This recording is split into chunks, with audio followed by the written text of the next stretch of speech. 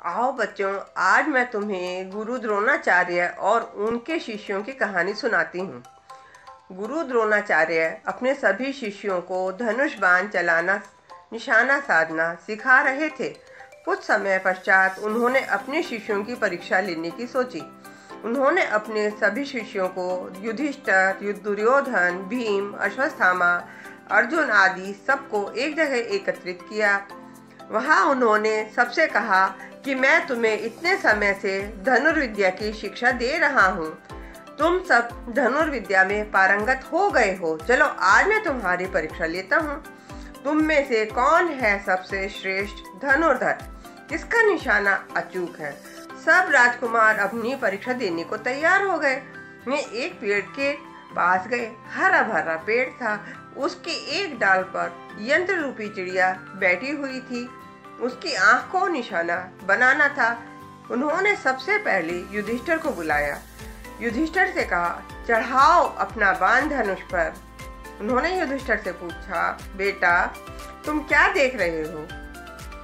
मैं पेड़ देख रहा हूँ, डाल देख रहा हूँ। युधिष्ठिर ने कहा, क्या तुम्हें पत्ते भी दिखाई दे रहे हैं। हाँ गुरुजी, मुझे पत्ते भी दिखाई दे रहे हैं, चिड़िया भी दिख रही है। गुरुजी ने कहा, रख दो अपना धनुष बाण। उन्होंने दुर्योधन को पुकारा।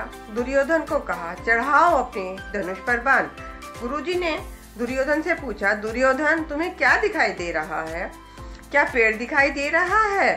दुर्योधन ने उत्तर दिया, हाँ गुरुजी, पेड़, डाल, पत्ते सब दिख रहे हैं।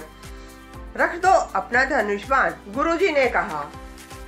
सब शिष्यों ने इसी प्रकार उत्तर दिया। सभी राजकुमार असमंजस में थे कि गुरुजी ने उनसे बाण क्यों नहीं चलवाया। अब आखिर में आई अर्जुन की बारी। गुरुजी ने पुकारा, अर्जुन अब तुम्हारा नंबर है, उठाओ धनुष, चढ़ाओ उस पर बाण। अर्जुन, अब तुम्हें निशाना साधना है। तुम्हें पेड़ दिखाई दे रहा है। नहीं गुरुजी। डाल दिखाई दे रही है। नहीं गुरुजी। अर्जुन ने उत्तर दिया। और तुम्हें क्या दिखाई दे रहा है। केवल आंख दिखाई दे रही है। गुरुजी बोले, बहुत बढ़िया अर्जुन, चलाओ तीर और साधो निशाना।